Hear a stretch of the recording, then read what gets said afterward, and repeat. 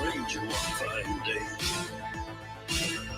Hardly spoke to folks around him, didn't have too much to say. No one dared to ask his business, no one dared to make a slip. For the stranger there among them had a big iron on his hip. Big iron on his hip.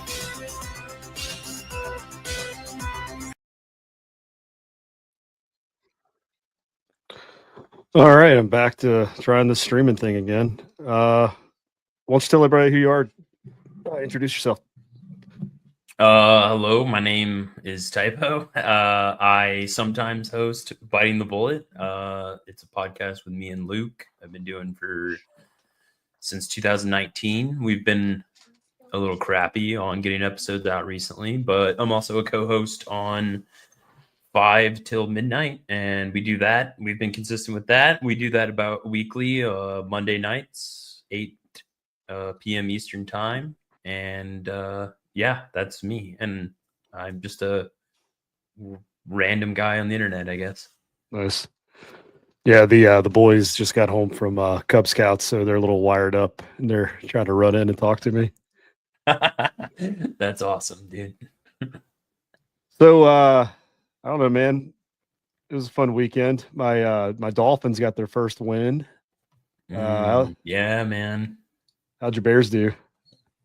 Bears are surprisingly look pretty good, dude. It's weird. Like they went 0-2, and now they're 2-2, but it feels like we're like 4-0 because I don't know. It just feels weird, but their last game with the Raiders, usually it always goes the other way for us. We always just fucking somehow lose at the last second, but somehow we made a play and we won. So I don't know. I feel pretty good now, but Gino's having a rough year.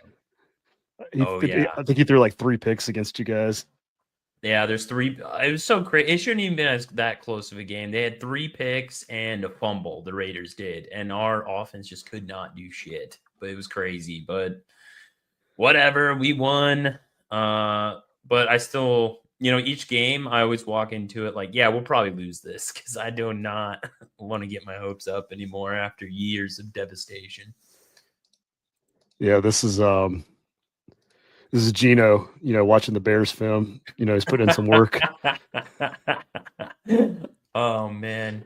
Dude, the memes of him have been hilarious. There was that one I saw where he's sitting on the bench. Just looks like he's got that 1,000-yard stare. And it's like, dude, stop staring. You're staring at me like I threw the interception. Yeah, it's kind of crazy when, I think Russell Wilson went out this a couple of years ago, but then Geno Smith took over and well, he looked like damn good. And I kind of forgot he was even in the league anymore. I was like, I know. I was like, dude, Geno Smith is still in the league. And then he became a starter and he did okay. I think they almost went to the playoffs or did go to the playoffs. I don't remember, but I think they went to the playoffs. I remember watching him when he played at West Virginia.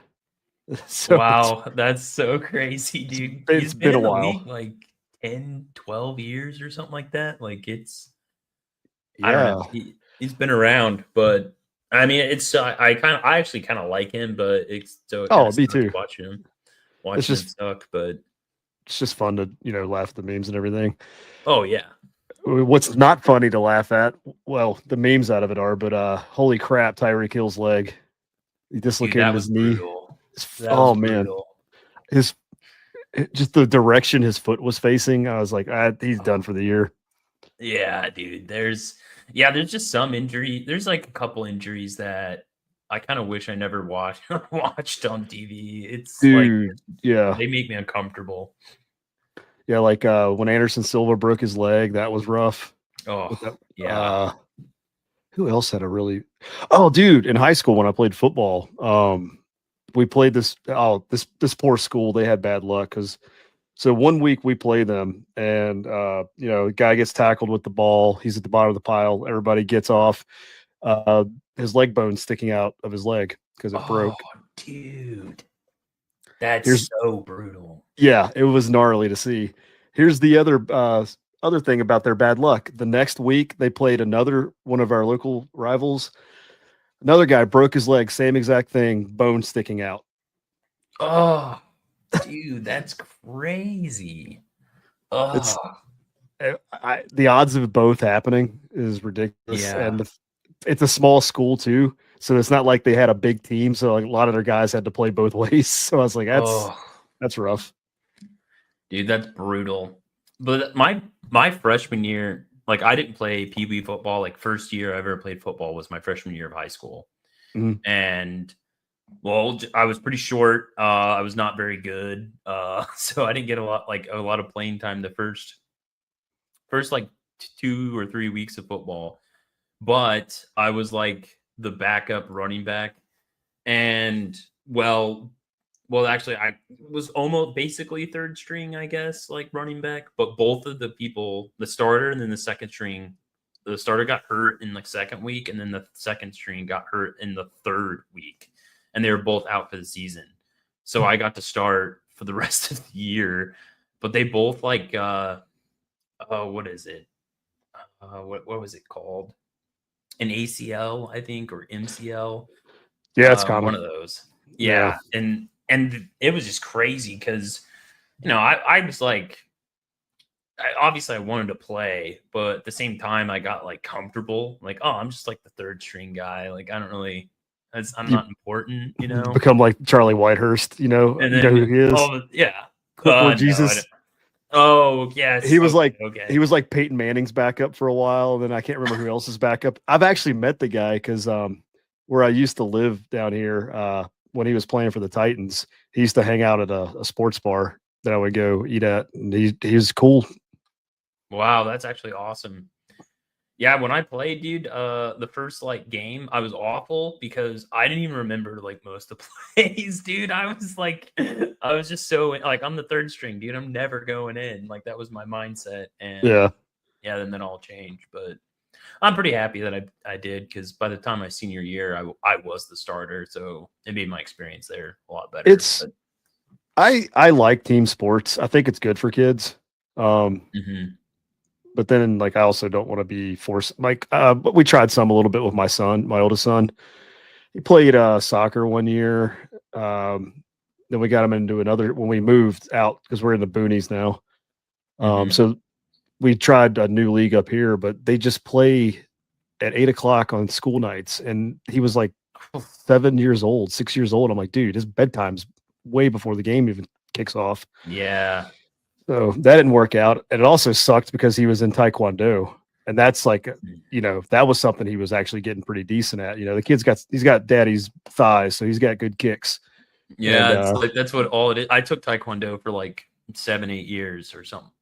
Maybe it was like 6, but yeah, I took it for a while. And yeah, dude, you throw like there's like 2 punches you learn. The rest of it is like crazy ass kicks. Like yeah, that's yeah, all it you don't go to Taekwondo to learn how to throw hands. is. No, dude, it's all kicks, which is Uh, fun. I had fun doing it.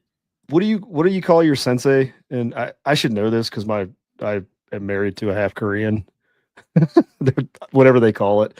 But Oh, the one that was I should actually know this. teaching the one that was teaching my son is a 6th degree black belt, and he's competed in Wow. the Olympics, and he's actually referees the Olympic Taekwondo matches now. Wow, that's awesome, dude. Yeah, he's like a Jamaican dude. It was so cool because you know how you would have like the single moms that would bring in like the troubled kids that couldn't get controlled. But that dude, when he spoke, all the kids shut up. He's like, all right. And then if they acted up, he's like, go do push-ups.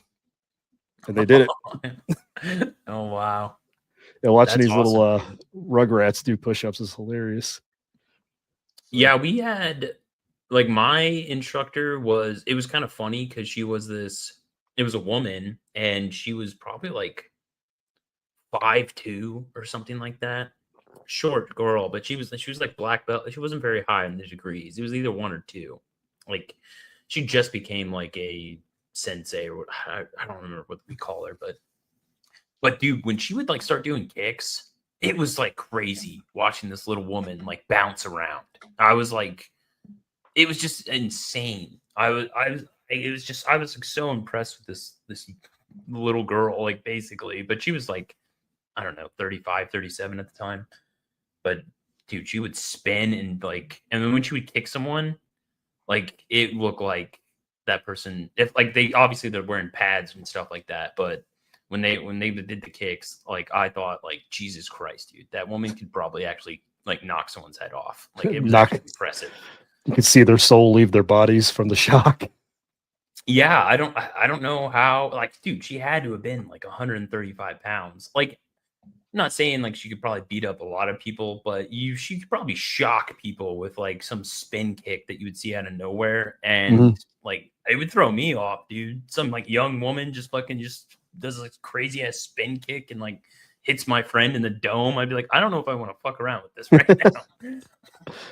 I'm either going to look like an ass for beating up a woman, or I'm going to look like an ass for losing to a woman. Yeah, exactly.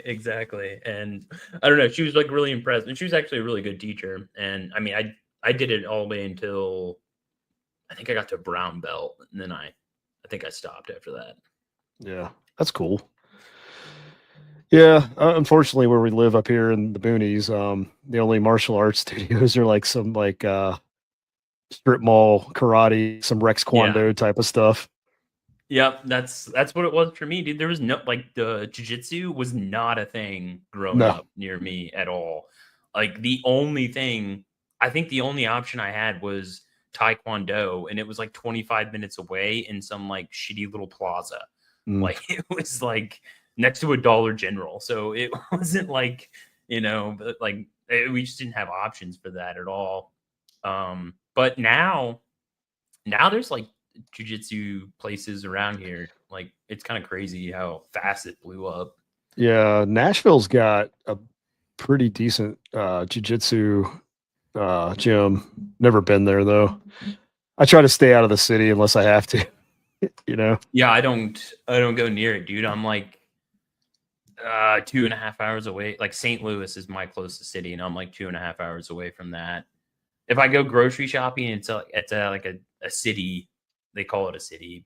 It's a city to me, okay? But it's got like 20,000 people. So it has a Sam's Club, and that's a city to me.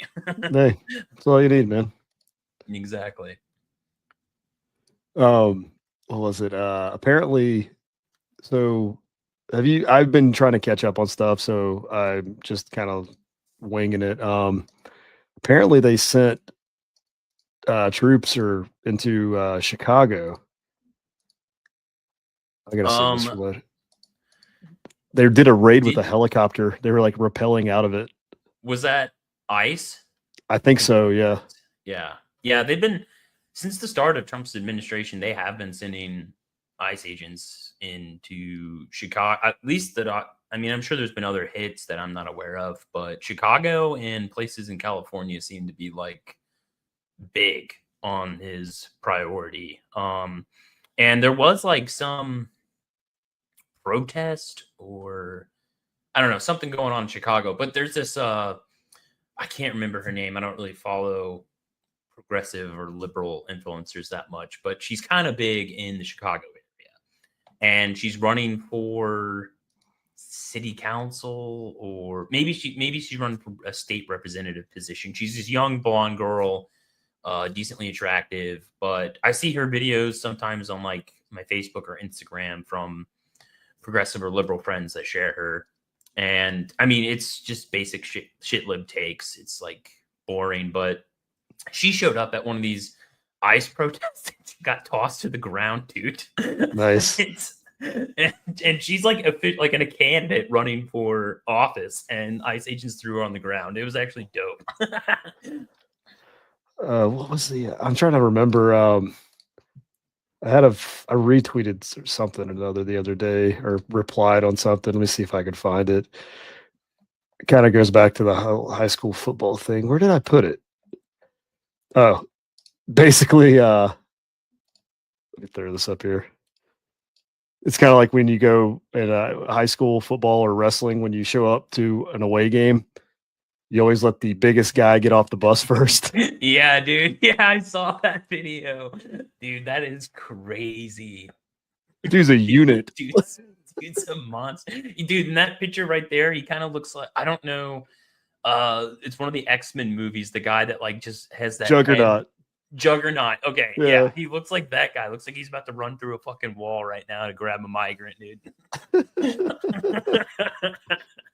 Just monster, dude. I'm the juggernaut, bitch. Yeah, well, like the military takes full advantage of like guys with like height and their build.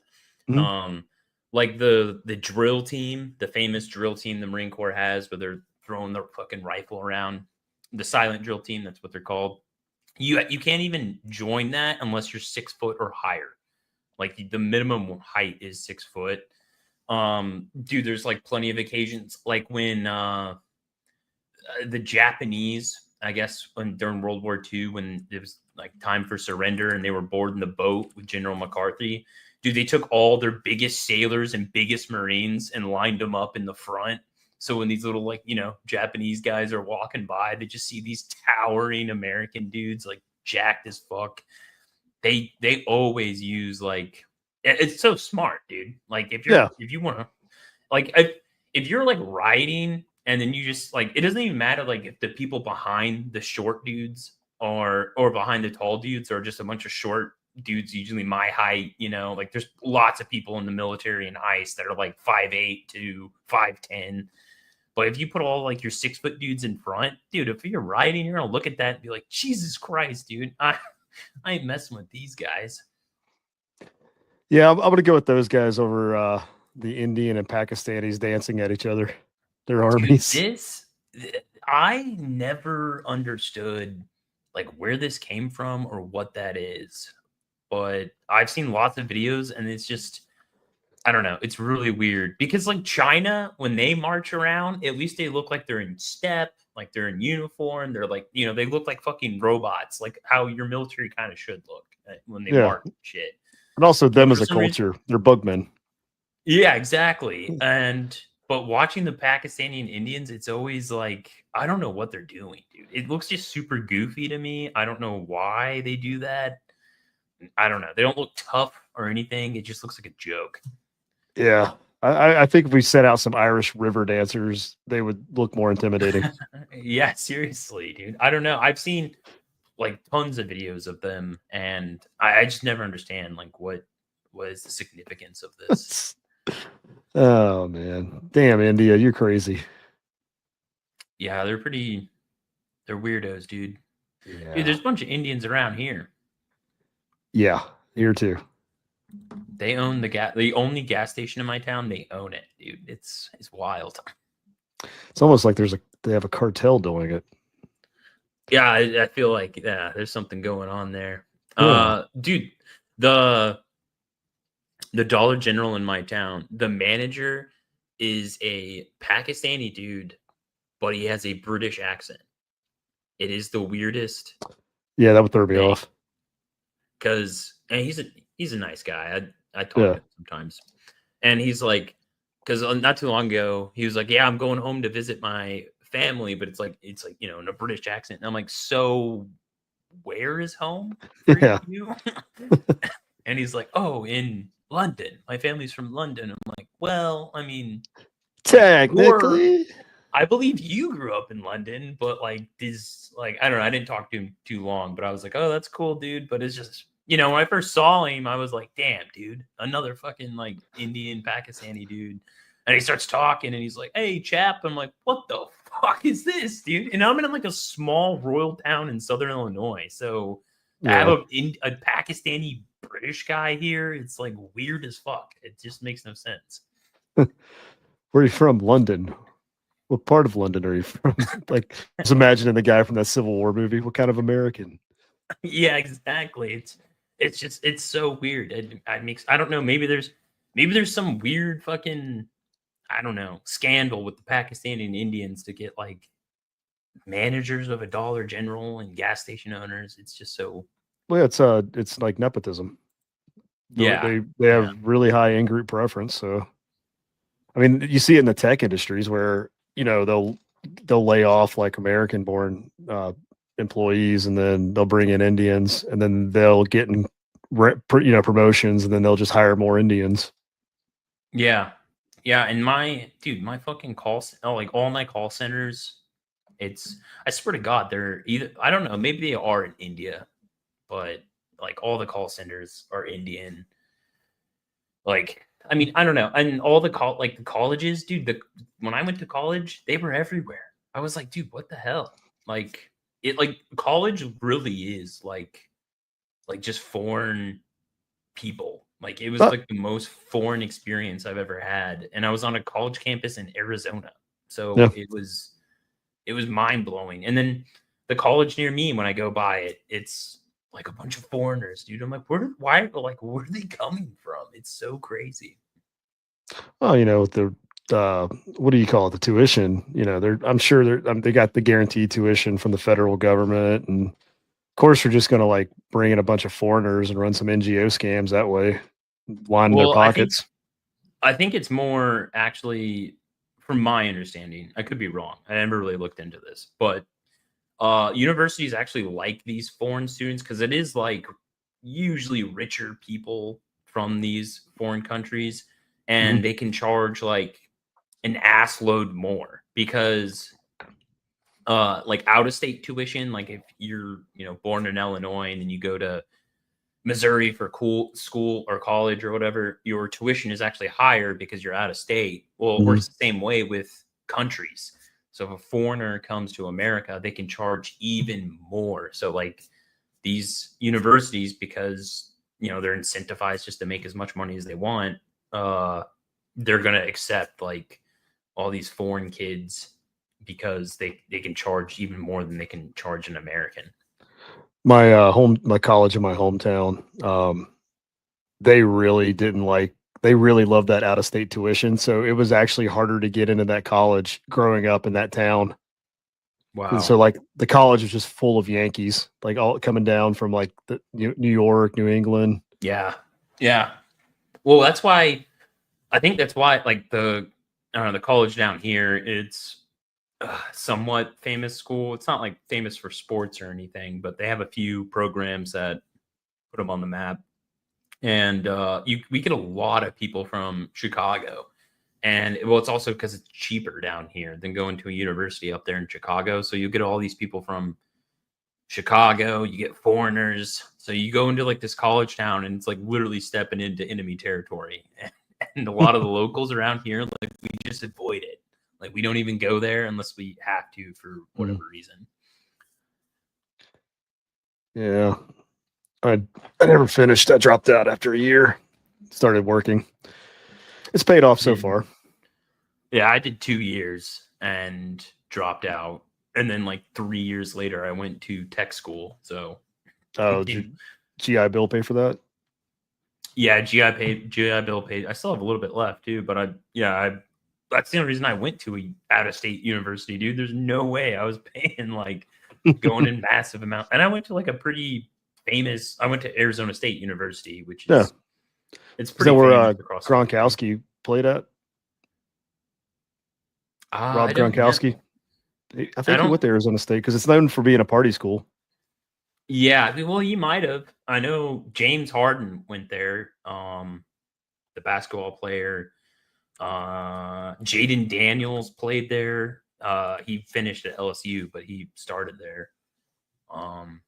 There's been a lot of famous people that's played there. So I wouldn't be surprised if Gronkowski did too. Huh. Yeah, I don't know any of these people. I'm looking. I was trying to pull up the Wikipedia to see like notable alumni, and it's like famous military people, and I'm like, I don't know any of these people. There's they're mostly Air Force. Well, yeah, Tillman. Yeah, they're very proud of Pat Tillman. They got like their veteran center is Pat Tillman Veteran Center, and it's just a bunch of it's a really nice veteran center. It's actually super dope, but yeah, Pat Tillman's all over in there. That poor guy. Yeah, that sucks, dude. That was Friendly Fire, right? Yeah. Friendly Fire in Afghanistan, I believe. Yeah. Yeah. So he had a promising NFL career, but he enlisted. Yeah, that's what made his story so big. And they love to use the NFL for military propaganda. Oh yeah, dude. I think that didn't start until like 2000. It was Bush 11? W. Was it? Oh, okay. They, That they, makes they were sense. doing it under W. Oh, that makes sense. Yeah, Yeah. that makes sense. Yeah, it really Uh, wasn't a thing. Like, I don't even think that they did the national anthem. Like, that started in our generation. Like, I don't. I remember the national anthem when I was a kid, but so I would have Okay, remembered that in maybe the it wasn't 80s and 90s. televised. Maybe I know the big games they would like you always like the Super Bowl, the Daytona Yeah. 500. They would always have it. Yeah, I don't know. Maybe I'm misremembering, but I I was mean, pretty young. it's possible that they make it mandatory to be shown on TV now. It Yeah, was I pretty. thought It they was pretty did cool being at a football. game and seeing the flyover. I mean, it is pretty dope. I'm not gonna Oh lie. yeah, dude, it's fucking badass. Like, well, dude, the propaganda works. Like, Yeah, even me, I'm like, yeah, this is awesome, dude. Like, yeah. We rule. We kick ass. I remember, there's like this speech, some army guy, I can't remember, I don't know his name, but he got the Medal of Honor, and it basically his speech, like, it ends with him saying like, I'm paraphrasing, but it's something along the lines like, if you pick a fight with us, someone else will raise your son and daughters. Like, he's saying like, we're gonna kill you. Mhm. And I That's remember, pretty yeah, nice line. I remember like my back, like one of my libertarian friends, like he sent it to me and he's like, this guy's such a piece of shit. And then I just replied like, dude, that was the coolest thing I've ever heard in my life. That's a stone cold line. I was like, if I saw that in like 2008 and I didn't join the military yet, I would have joined the military, dude. Yeah. That was so cool. And he's like, oh, I forgot you were in the military. I'm like, yeah, dude, it fucking works, dude. That propaganda works, man. We were joking around because apparently Hegseth was calling that meeting of the staff leaders or whatever, and everyone's like, "Oh, he's going to PT them all." And then did you see his speech he was doing? Yeah, I saw it, dude. It was I liked it. I thought Yeah, it he's was calling them all awesome. fat. And I was like, "Well, he's got a point." Yeah. Yeah. Well, like for us, it's like it's weird. So like all the like wrench turners or the shooters, like all the guy, like all your basic enlisted guys, they love him. They Mhm. just love him. They think he's fucking awesome. And I'm sure there's like all these higher officers that like, they probably have grievances or they're upset with him because he was just a major in '04, a field grade Yeah, officer. He's a pretty young guy. Like I think he's the youngest Secretary of War or Secretary of Defense that we've ever had. I mean, I could be wrong about that. I mean, there might be some like founding father at the time that was like 23 or something, but at least like he's such a young dude. And but like, so it's like incredibly insulting to these people that this like '04 gets Secretary of Defense and he goes up there and he's like, you guys are fat, you need to shave. And it's like some type of speech that you would tell to like the privates, Mhm. in the Marine Corps, not to a bunch of generals. Like it's yeah. just so awesome to watch that happen. Like Well, once you what a lot of them when you get up to those levels, they just pretty much become politicians at that point. Oh yeah. Oh yeah. I heard that, like my drill instructor told me that when I was in boot camp. And that's just like well known. And I mean it's overinflated too. Like we have more generals now in the military than we did during World War II. Yeah. So it's like double or triple or some crazy number actually. It's like insane. And yeah, dude, it's just like just like another government program. They just expand it, keep them in these positions, and these people take advantage of it. And they're, a lot of them are doing bullshit, but they don't care. Like, they're the ones that are supposed to represent us at least the best and look the best. And I think there's just a lot of them that probably shouldn't even have the positions, and they just look like shit doing it. What was it, Eisenhower? I know you've probably seen these memes where it's like comparing all the ribbons and medals that like modern generals have, and then it shows Yeah. like I think it's Eisenhower, and it's like not even close. Like he's got so Yeah. fewer. Yeah, dude. I actually just in one of my group chats today, with a couple of veteran buddies, there's one of the pictures from like they took a picture of the crowd that Pete was talking to, And there's this like guy, I don't even know, I couldn't even see his rank, but he has like, I'm not even exaggerating, it was like 12 rows of ribbons. And I was like, dude, that is just insane. Like, it just looks ridiculous when he has like this board on his fucking chest. And I'm like, listen, I'm sure that guy probably is a good dude and he probably done some crazy shit or important stuff. But we're just giving out way too many awards nowadays. Like, it is getting out of hand. Yeah. Like, back when in like World War II, you'd go to war for like 4 years, be like an E1 private the entire time, and you come back with like 2 fucking ribbons. And it's like, yeah, dude, it's My favorite's when they give out military ranks. yeah, dude, it's crazy. You salute the rank. That's an admiral or whatever they call it. Or Yeah, dude. that. Yeah, I knew some what do you call the Marine Corps band guys, and a lot of those dudes, like, they got it so fucking easy, dude. I mean, I know their whole point is just to go play music, but it always pisses you off when you hear them talk, because it'll be like a music director. Like, if you go to school, become a music director and get like a degree in that, you can join the Marine Corps to be the director for the band. You probably get promotion, like a quick promotion too, right? Oh yeah, they have to go through boot camp, but then they get like automatically promoted to like E7, which takes like 10 to 15 years to do as a regular enlisted dude. And their promotion rate is so quick. I knew guys that like they were roughly joined about the same time I did, and they were sergeants by the time I was picking up like Lance Corporal. I was like, dude, what the fuck? Like, how are you guys like promoting? Like, well, we get mandatory. They want us to have more ranked so the band looks better. I'm like, I fucking hate you guys. My buddy retired from the Corps. He did his 20 years, but he made it to E7 in those 20 years. Yeah, dude. Yeah, like a lot of guys don't even like. I knew an E7 that he got forced retired. I mean, he still got the pension because they forced retired him, but he was at 19 years. And I was like, oh, you didn't want to go for master sergeant or first sergeant, the next rank up? And he was like, yeah, that'd probably be another like 4 years. I don't want to wait around that long. I'm like, God damn, dude. So like, there's certain jobs that like it's hard to pick up, and some of them are very competitive. Like, you have to be like top of your shit. Some of them are not like that. Some of them they're desperate. They need guys to stay in, and so I know guys that become master sergeants in like less than 20 years, and it's pretty crazy. So I looked it up. The youngest Secretary of Defense ever is hilarious because we've always known this guy as a dinosaur our whole life. It was Donald Rumsfeld. Oh, really?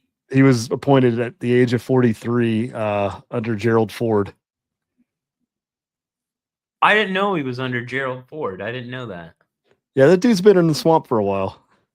Yeah, I knew Rumsfeld was part of the Nixon-Ford administration, but I did not realize he was actually the Secretary of Defense at one point in time. Wow. Yep. And then he got appointed it again when W was in office. Wow. I did not know that. That's interesting. Yeah, because like I just know him from, when we were kids, he was already old as hell. Yeah. Yeah.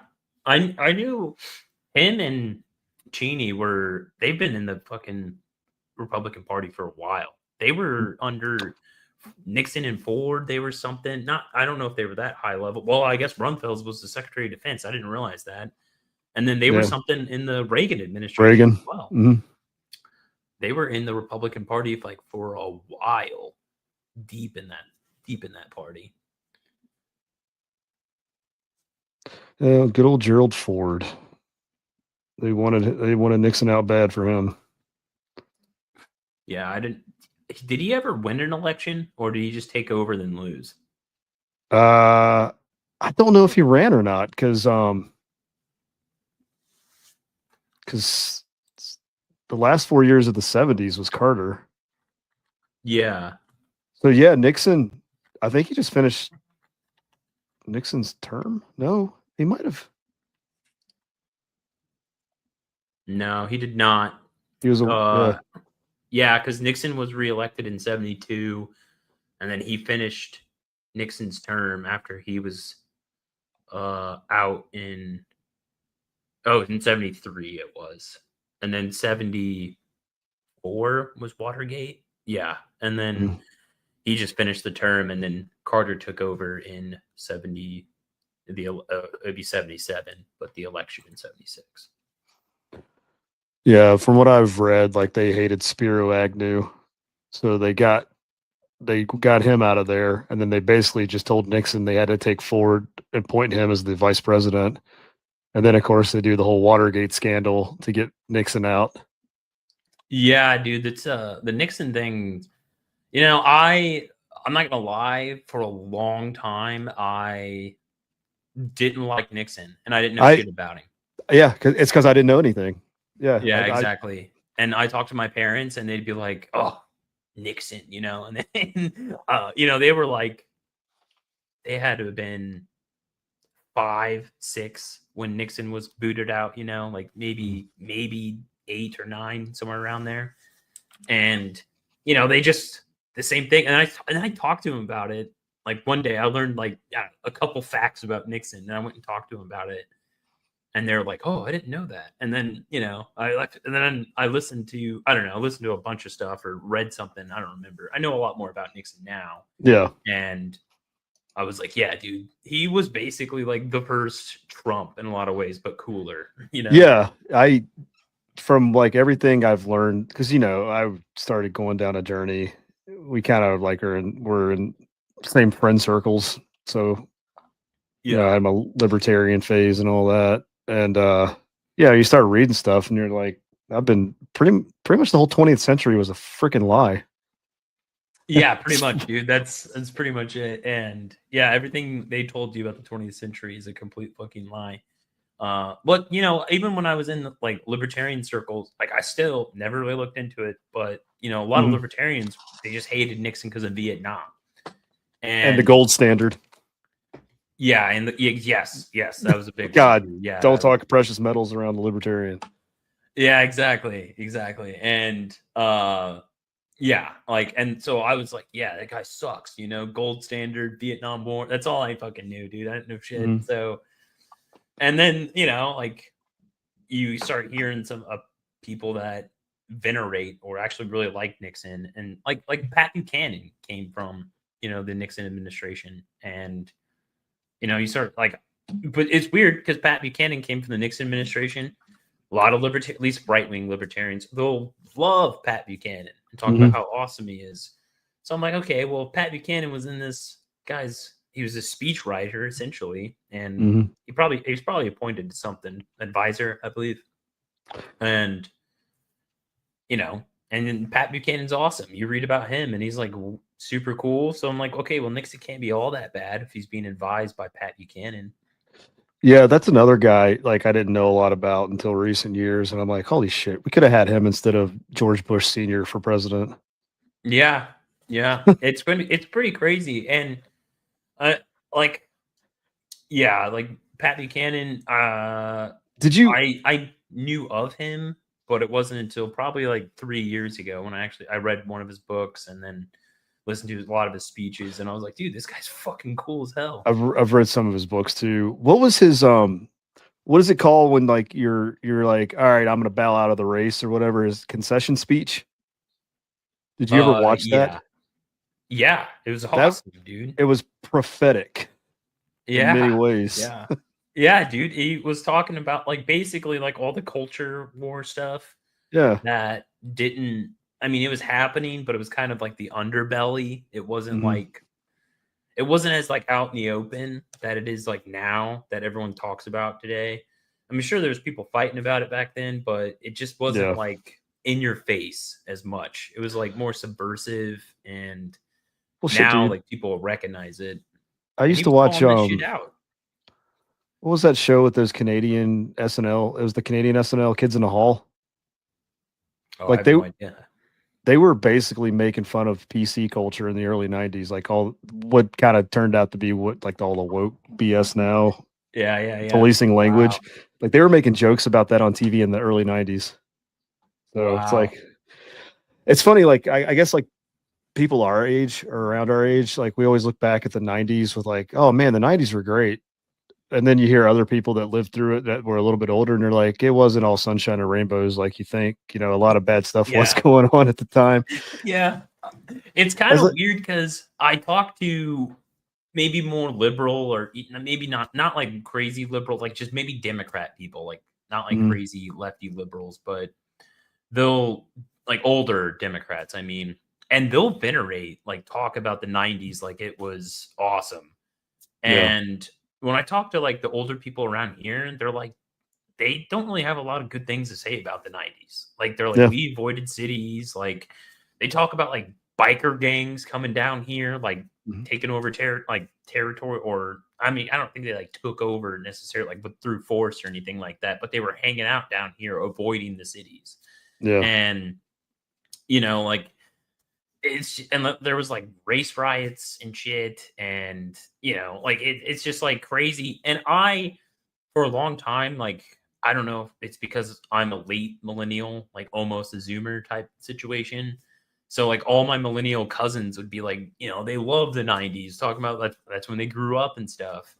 And yeah. so I would just like hopped on that train too, because my older cousins, they say the '90s cool, the '90s must be cool, but I was 5 at the end of the '90s, so I don't remember shit of the '90s like at all. I remember some of the '80s. I mean, obviously, I'm a little bit older than you. And I Mhm. was like, so I'm like the very beginning of millennial, kind of tail end of Gen X, and also Yeah. I had a huge family, so I grew up with like I had an uncle that's only like 5 years older than me. So I had all this Oh aunts, yeah. uncles, Okay. cousins, all the same age. So I was basically raised in like a lot of the Gen Xers, pop I culture and gotcha. things like that. I watched He Man, Transformers, Okay. the earlier Okay. Okay. cartoons. Yeah. Yeah. Yeah. Yeah. Um, That's funny. but That's yeah, how I dude. feel with like, because I kind of associate with Zoomers in a lot of way, like older Zoomers, because we liked a bunch of the same stuff growing up. But just because I'm a millennial, like my oldest cousin in our family, she's like 12 or 13 years older than me. She's like the top, like the first of the millennials. And when she talks about like, the 90s or the late 80s, I'm like, I literally can't relate. Like Yeah, like she talks about this stuff and like what was cool back then. And she was like into like the hip hop phase, like when gangster rap music was like coming in on the scene. And then she was like somewhat into like the metal scene too. So she was all over the place. yeah, But like I was like, I didn't even know what Pantera was until like later in life, dude. yeah. Like I didn't know what NWA was until later in life. Like I had never heard of them or anything like that. So like I just cannot, like it's weird that we're the same generation, like in a Mhm. way, but it's just a 12-year difference. So I just cannot, like I don't know. It's funny when talking about like discovering the gangster rap in the '90s. Like I also watched wrestling growing up. So like Oh, I bet it was big then. NWA to me was where Ric Flair was wrestling Sting before like it big, everything they ended up in WCW or whatever. Yeah, yeah, that's so crazy, dude. Yeah. Well, that's where like I wasn't even that big into wrestling. My uncle loved it. Like he still loves it to this day. Mhm. And so when I would go over to his house, and he was like the uncle that's the youngest in of my like parents. He's the youngest sibling to my mom. Yeah. So like we were kind of closer in age in a weird Mhm. way, like 10 years, I think, or 12 years. So in a lot of ways, I kind of looked at him as like an older brother, older cousin, maybe not like an Yeah. uncle. And so like he would be like watching wrestling, drinking, talking about like, stuff I've never heard in my life because my parents would not talk to me about that.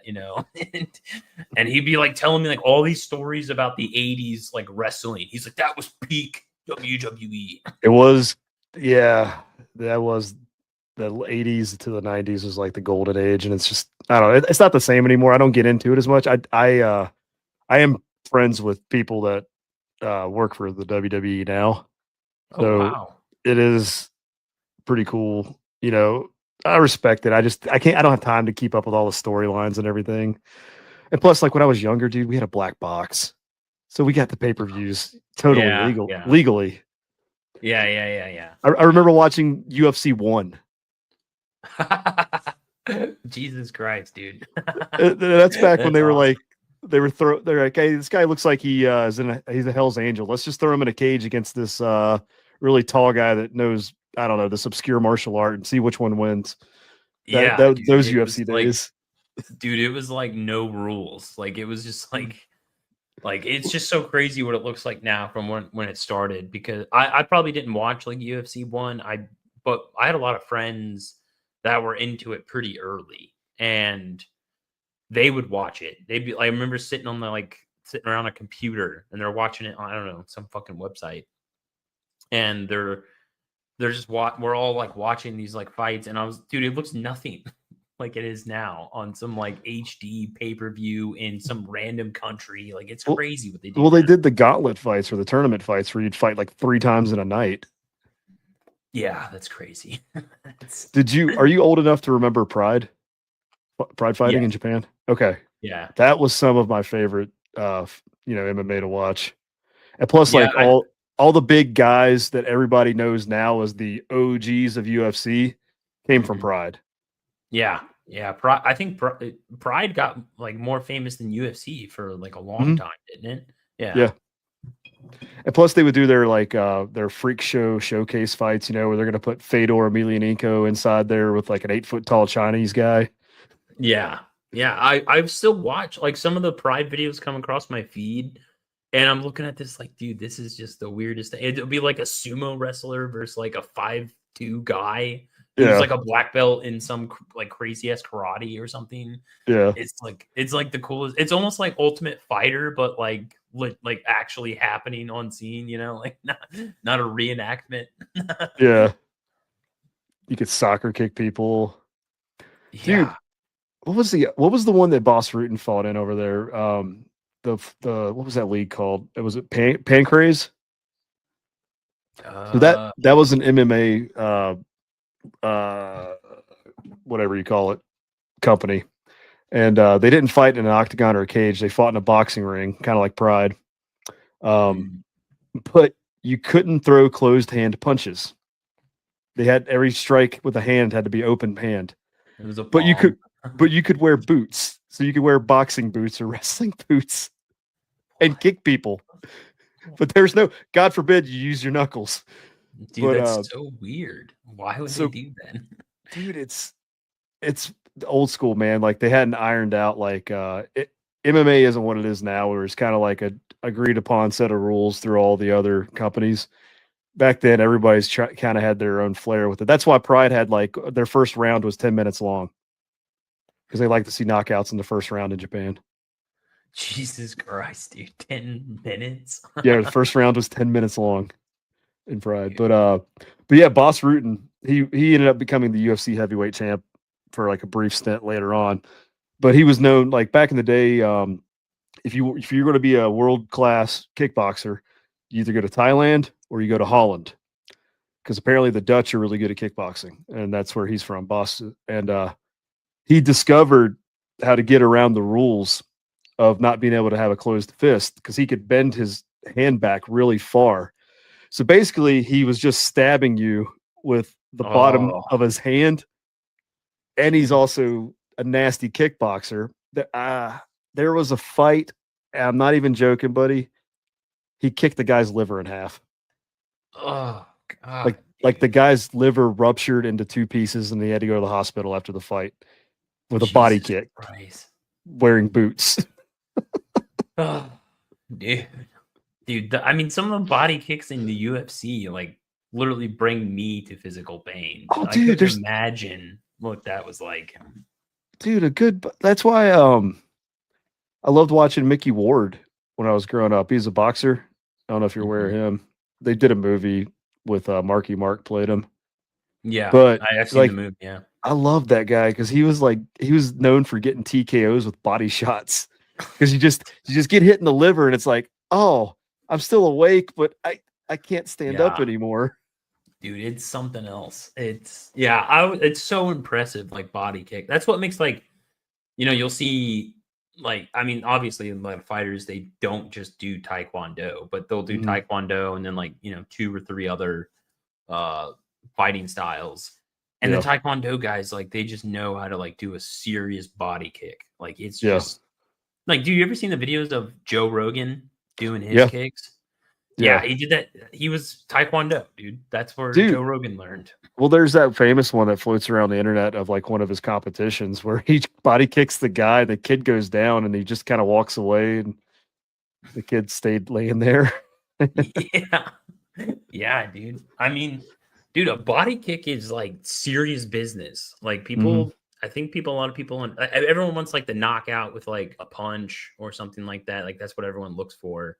But a fucking body kick, dude, or even a head kick, Well, you're done, dude. even if you're in like a street fight or a real fight out in the wild, which God forbid anybody do that these days, because oh, the way the world is. But nobody goes. You just see like, I mean, obviously you're gonna run into people that know some shit now, but there's still a lot of flailing. Hmm. But yeah, good, good, nice punch to the solar plexus or the throat. I know you can't hit in the throat in MMA, but Yeah, in real but in life, like real life, dude, like I hardly all the fights I've seen in my life, I don't think I really saw people throwing kicks. Like it's a good way to get tripped and knocked down, and someone get on top of you. yeah. Well, It's, especially if you're not very trained in anything, like doing a kick is like you just shouldn't do it. Like if you don't know what you're doing, yeah. you probably screw yourself more than help yourself in that situation.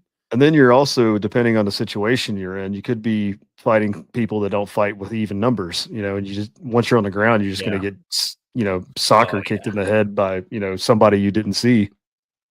Yeah. Yeah, dude, I remember I worked bar security when I was in college in Arizona, and these guys, I don't know what happened. Okay, actually I do remember. These group of guys, they were drunk and we kicked them out, I think.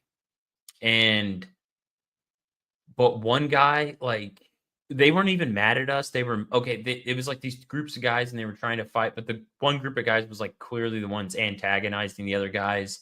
So we kicked the first group out, and one guy was so drunk he got confused, I guess, and thought that the bar manager was one of the guys he was trying to fight inside. So he came up behind him and like punched him in the back of the head, and then like well, Luke went and took that guy down. It was actually I was working with Luke. Luke took that guy down. Then like another fight was going off, and like so I had to go handle that. But the guy that hit our manager was like, "Dude, I thought you were someone else." But the manager like called the cops. He's like, "Fuck you, dude. You're Yeah. not.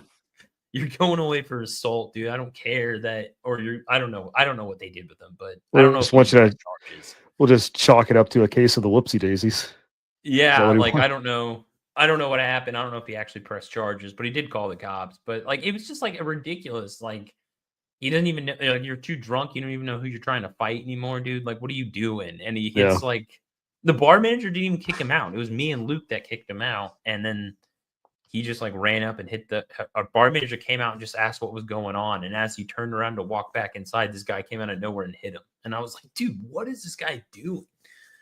And he's like, "Oh, I'm sorry." While he's on the like, Luke's holding him on the ground. He's like, "Oh, I'm sorry. I thought you were someone else." And the bar manager already pulled out his phone and called the cops. Yeah, dude, my buddy got sucker punched one time. So where I grew up, when college would go back in session, there would be block parties every year around the same time. And then there for a while, started having problems with people from Baltimore coming down to try to go to the parties. So you can imagine. Yeah, yeah, And so my buddy, they used to throw these theme parties, because they were all just a bunch of stoners. And yeah. so this theme party was their white trash theme. And when those block parties were going on, people would just try to like, you would just walk into a house and grab a beer or something just because everyone's partying and it's hard to keep track of who else coming in. So that's why these people would come down from Maryland, just because they can go Mhm. around, steal stuff, get free booze. And so they would lock their doors so people wouldn't come in. They had to have somebody standing at their townhouse door, letting people in and out so strangers wouldn't come in. And a group of these people came up to their house and was like, "Hey, we're here for the party." And we're like, "We don't know who you are." And they saw my friend he had a Confederate flag Joe Diffie t-shirt, and he was wearing a mullet wig. And the guy just from behind the guy that was at the door, this dude just like punched over and like basically broke his nose and part of his orbital. Had to have surgery after that. Jeez. Because of course the guy had a problem because he had a rebel flag on. It's like, dude, Yeah. get out of here. You're not even, this isn't your house. But that was a whole ordeal. Yeah. I hope he still has that t-shirt, because the way his nose bled, it fell on Joe Diffie's face, and it looks like he had blood coming out of his mouth, like he had just eaten like the flesh of an enemy or something. It looked it looked totally metal. That's actually pretty awesome. It'd be a cool souvenir and cool story to have. The Joe Diffie Thirst for Blood tour. There you go. Yeah, man. It's kind of weird, but how my school districts were set up, but I don't know if this was on purpose, but there's this one school that for some reason it had like way more black people than every other school in my county. Like, I don't know why that is, but it just happened to be that way. So when my school would play, and my school was like farm kids, like, or dads worked at prisons, so you can already kind of know what their perspective is. Yeah. When their dads work at a bunch of prisons, you know. but it's just like every time that we played this school, it turned into like racist battle of like white versus black. Like, it turned into ethnic conquest against each other on the field. Yeah. And I mean, like, yeah, I have to say, like, there was never like anything beyond the pale. Like, at least I don't remember a fight breaking out. But like, dude, it was always massive shit talking, and both sides were saying like the most racist shit ever to each other. And I think even the ref was just like, Jesus Christ, like, he was get me out of here, dude. The ref would come in and like just hear, I think he like maybe the first like one time he like might have threw a flag about like something, because there was like a bunch of shit flying around from people's mouths. And I think after like eventually by the like third and fourth quarter, he was like, it's just not stopping. Like, if I keep throwing the flag, this game's never gonna end. Like, it's just like, but it fucking turned that way real quick, dude. And we hated this school. And like one time they came and they put like my mascot, we were the Yellow Jackets, and they put like in styrofoam cups, they put Yellow Jackets suck in the fence and with styrofoam cups. Yeah, dude, it was on a Thursday night. I guess they hit us, they fucking vandalized the school. And our coaches like brought us in early that morning, emergency meeting in the morning, like before school started, And I just remember like it was like the most intense speech your coach is giving to you, like, they are disrespecting you in your own house and like all this shit, dude. And that I was a junior that year, and I remember that's one of my favorite games because, well, we killed them. Like, it was like 60-6 or something ridiculous. But yeah, there was just a lot of shit talk. And that was like actually a time that like actual fights were like almost breaking out. Like, I think 1 or 2 of our guys got ejected, and like 2 or 3 of their guys got ejected. And it devolved very quick. Like, it just happened so fast that it was like, yeah, we hate you because of your race. Like, it's just so fast, dude. You had your own experience with the race war in high school. Yeah, basically, it was a simulated race war. I mean, I don't know why. I actually never figured out why this town. There's just one town in our county that just has a lot of black people, and I don't know why that is. Or, I mean, that's kind of normal. I mean, you have those down south here too. I guess, yeah, I guess that makes sense. Yeah, like there's another. It's not because of like, hey, you have to go over there. It's just like people just kind of like being around people that look like themselves. Oh, yeah, exactly. And it's from my understanding, I know there's another town around where I live now. I live 2 counties over from where I grew up, but it's same situation. Like, for some reason, this town just has a bunch of black people that live there for whatever reason. And, you know, I know a guy that he was like, you know, the token white guy basically in the town. Like he had to go to school there. And he talks about all the time how we got like people would just like fucking hate him because he's white, dude. And he had to Yeah. like sometimes fight him and his brother had to fight his way to school, he said, or not go to school at all because they were afraid to get jumped or something. Yeah. And That's tough. but from my understanding is like, so we have it here in Illinois, it's called, I always fuck up the name, but it's called Cairo, I believe it is. It's spelled similar to like Cairo, Egypt. Mhm. And it used to be like an actual decent city down there. It's on this little island in between. It's like where the Ohio River meets the Mississippi River, and it's this little island. And it's right there next to the like Kentucky and Illinois and then Missouri. So it's like all this like tri-state area. And it used to be like a booming town. Like people, all I've heard the like older people say, like it was used to be a nice place to go. Like everyone loved it. And if you look at it from the distance, you'd be like, this looks like a great place to like take your family or grow up or something. But so I don't know, something went down. I don't even know the full history, but something went down in like the civil rights era where like massive race riots were happening down there. And like all the white people left.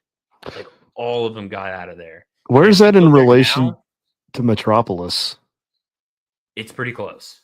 Okay, because I've heard that like people that go there for the Superman stuff is like once you get around the outskirts of that, it's kind of sketchy. Yeah, it is, dude. I'm probably, I don't know, 30, 40 minutes away from Metropolis. Like I am deep southern Illinois, like pretty close to I'm like 30 minutes away from Kentucky. Mm. And but yeah, it's a weird area.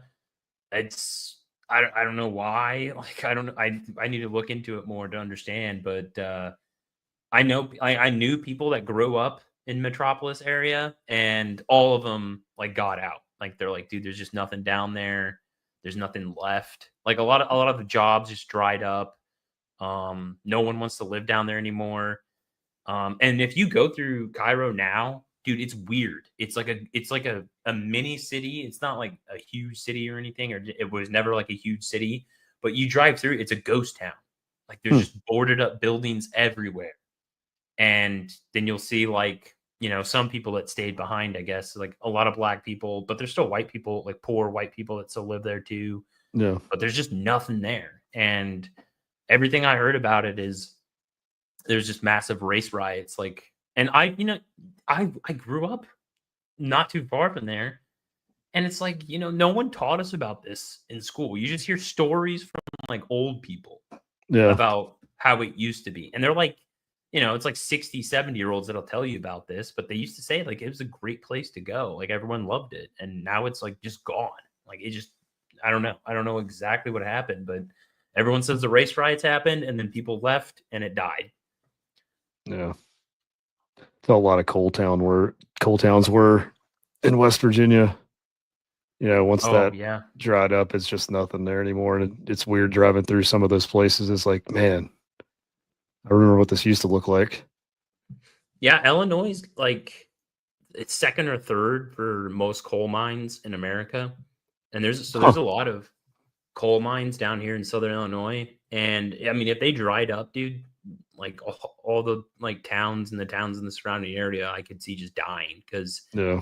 pretty much the jobs around here are coal miners. That's big. Farmers, and then prison guards, because we have like 3 or 4 prisons down here. You know, mostly with like Chicago inmates, but that's what everyone like. That's your job options basically. And there used to be factories and stuff, but a lot of them either went out of business or went overseas, so they're just gone. Are you tired of winning? No, dude. Dude, like it kind of annoys me when I watch. Like, don't get me wrong. When I see like ice raids going on in Chicago, I'm like, that's cool. You know, I'm glad. You know, you're at least you're attempting to like take out some illegals, but like Chicago didn't vote for you.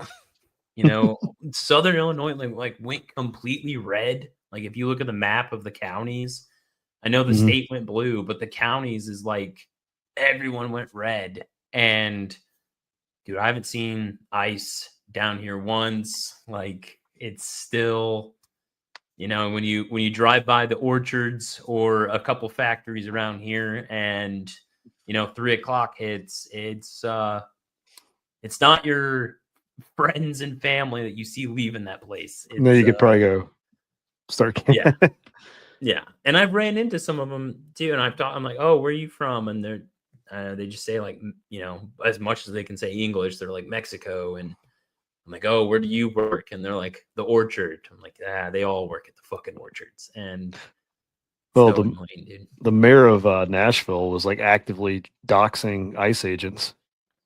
Wow, really? Yeah. Dude, well, that's the thing, dude. Like, Have you seen these the mayor of companies- Nashville? No. What does he He's look got let's just say he's got an Irish last name, but he doesn't look Irish.